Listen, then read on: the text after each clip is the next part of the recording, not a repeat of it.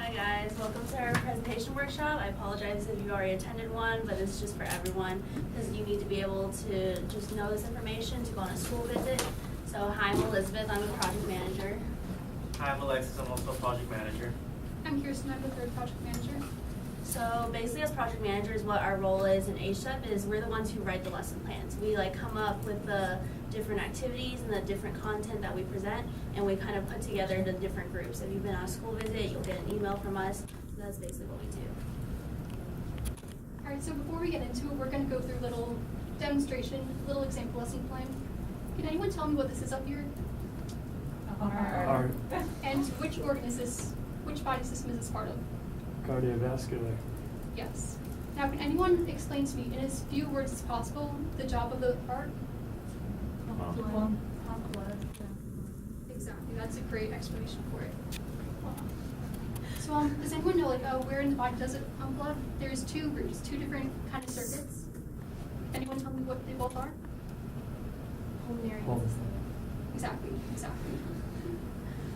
Now, Elizabeth's going to explain different parts of the heart right here. So you can see it's kind of complicated, a few different sections. Let's see. How do you pronounce this word again? Heart. Okay. So there's something called the heart. I think it keeps you alive. I think that's what it does. What am I talking about again? Different compartments, the atriums and ventricles. So Maybe I think there's a left and right. Not sure which one. Yeah, I'm not sure. So on top you have the atriums, and so let me see here, you have the right atrium, then the right ventricle, left atrium, and left ventricle. An easy way to remember this is you see these two bottom ones, ventricles, are kind of V-shaped, so V for ventricle, and the ones above are the atriums. And if you think about alphabet, A comes before V in the alphabet, so atrium before ventricle. Left and right is actually kind of tricky on here because when we're looking at it, it's kind of opposite how we're seeing it here. This side is actually, it's the left side like in your chest, so it'll be on this side, and the right side is in here. So from the right side, if you can see this one right here, this big blood vessel, it's Y-shaped. Does anyone want to guess where this goes to, since it has the two branches? This goes to the pulmonary circuit. As you see, it goes off into two branches, one for each heart. Does anyone know one for each lung? Does anyone know why it's so important that blood goes to the lungs? Exactly. And why do we need oxygen? Exactly. So blood goes through the pulmonary arteries to the lungs. That's a process called gas exchange where the blood gets oxygenated. It gets oxygen and gives up carbon dioxide. Then it comes back to the heart through the pulmonary veins, you can see here, and it's back into the left atrium then, left ventricle, and through this giant blood vessel called aorta, the rest of the body. And Elizabeth's going to tell you what happens in the rest of the body. Blood in this systemic group.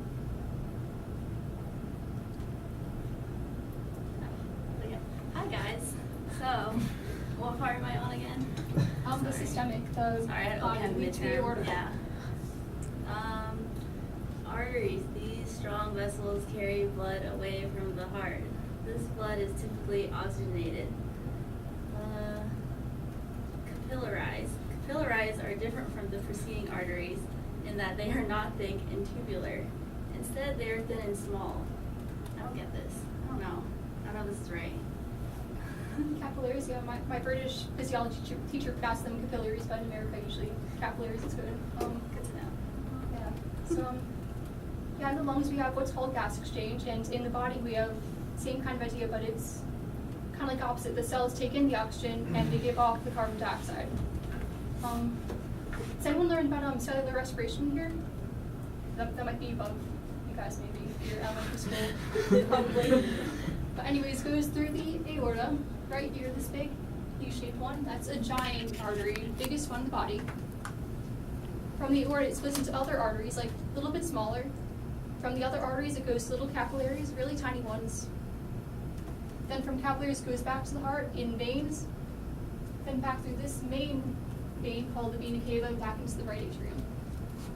So now what we're going to do is we're going to try to go through this all together. Repeat after me when I go through. Start in the right atrium. Right atrium. To the right ventricle. Right ventricle. Through the pulmonary vein. Pulmonary. And pulmonary artery. Pulmonary artery. Pulmonary artery. To the lungs. Lungs. Where you get gas exchange. Exchange. Gas exchange. Then back to the heart in the pulmonary veins. Back to the heart in the pulmonary veins. And into the left atrium. Left atrium. To the left ventricle. Left ventricle. Then through the very important artery called the aorta. Very important. Yes, aorta, great enthusiasm. So then it goes through the arteries, and arteries will take blood away from the heart. Yes, away, arteries. Then from arteries into capillaries, little tiny capillaries. Then back to the heart in the veins. And through the very important vein, the vena cava. And yes. I know my Anyone got this down? Yeah. If anyone can go through this without mistake, I will give them a reward if they want it.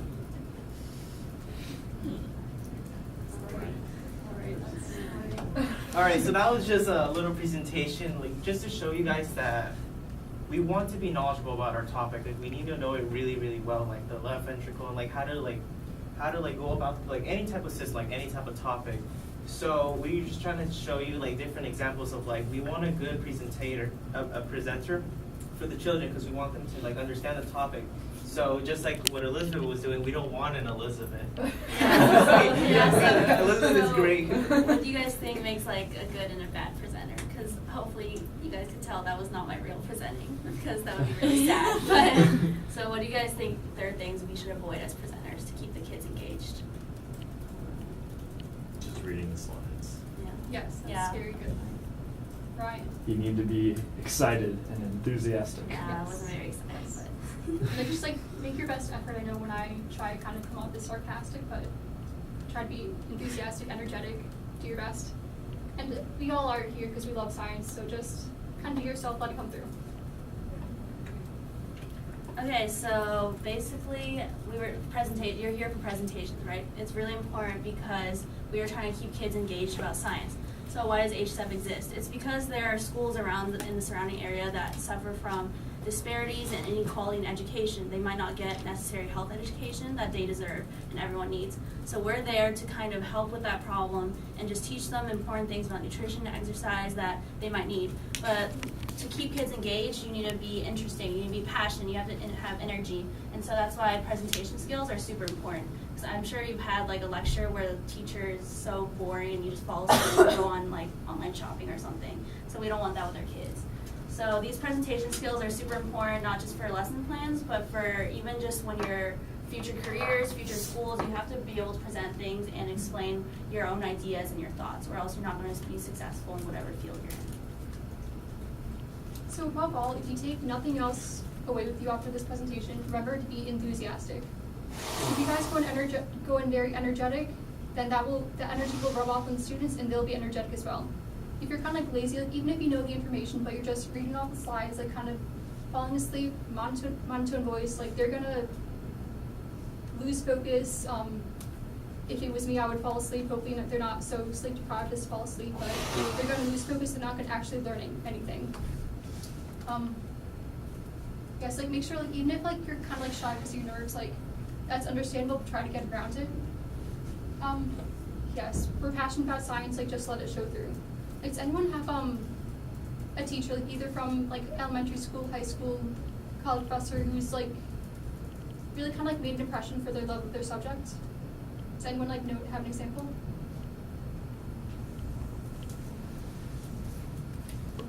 Yes. I mean, sure. Senior year of high school, I had a really good professor for AP Lang, and he like I didn't want to take that class, and I hated writing, but like after that class, I did because the professor was so good. Yeah, that's like the thing with like teachers. They can like even if you're taking like your favorite class, like the wrong professor can make that like your least favorite class, like even if it's your favorite subject, and vice versa. Like a really great professor can make a class that you weren't so thrilled about, they can make it your favorite. I know in 8th grade, I had a science teacher. Like he had like the best energy. He was like one of my favorite teachers ever. Like he like really like made me love science. I liked it in elementary school, but he really made me love science. I probably would not be in a human biology major today if not for him. So that's kind of like what we want to do, like just spread our love for science. Yeah, and it's Like really get them interested, get them engaged. Yeah. Sorry, I just want to add a point. Like, it's Yes. really cool, like, when you go on school visits and you, afterwards, the kids are excited, they talk to you, and you see, like, 1 or 2 kids, they're like, oh, now I want to be a doctor. Or, like, they want to be, like, pursue something in science. That's, like, you have a tangible impact on their life, even though you might only be there for an hour a week. But if you can give anything you can give just to change a little bit, that's worth it. And that's why we're here. Exactly.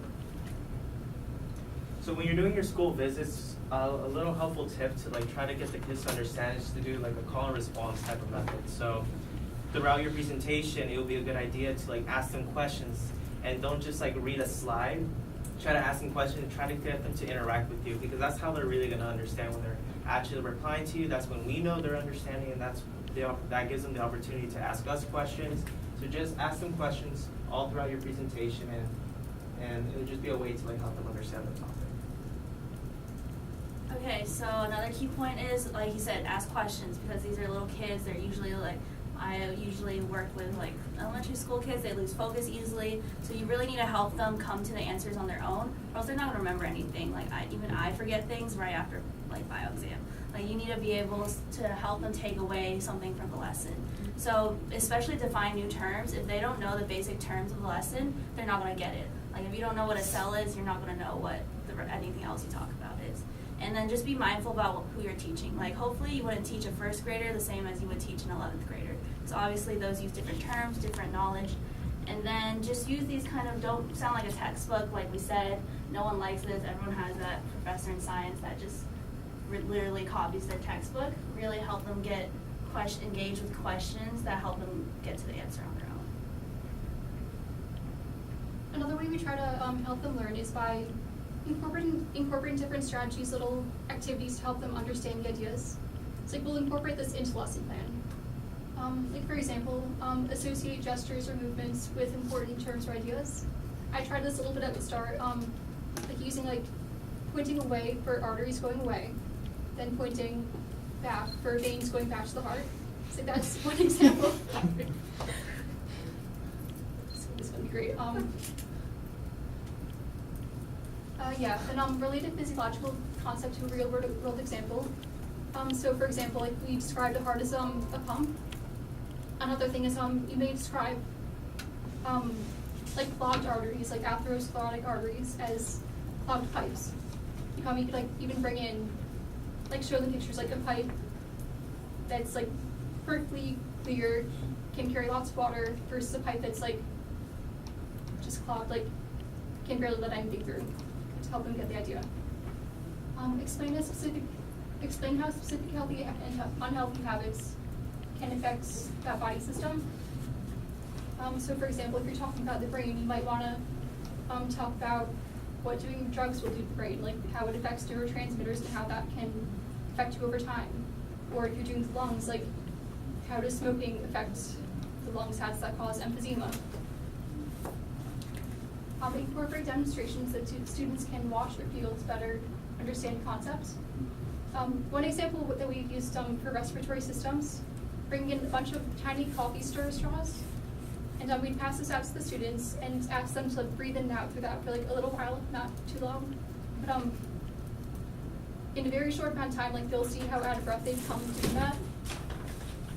And so that will kind of demonstrate to them how it feels like if you're smoking, like how out of breath you'll be, and like hopefully that will deter any kids from smoking, just knowing how weak that will make you as a result. Last point here, if you guys have any other ideas, like be sure to let us know. If you're going through the lesson plans before the school visit and like something comes to you, like make sure you let us know. We're always looking for ways to improve these lesson plans and help the kids. Okay, this is the interactive portion. So you guys get to play like project manager for a few minutes, And so this is a part of the cardiovascular lesson plan. So I don't know how many guys you here, but divide into groups and just kind of, the goal is to just come up with a creative component for each section, or just a way how you would present it. So if there are 12, do you guys mind getting in groups of 3 and groups of 3 or 4 and just, All right, you're all speaking, so, groups of 3? yeah. Yeah, all right. 1, 2, 3, 1, 2, 3, 1, 2, 3,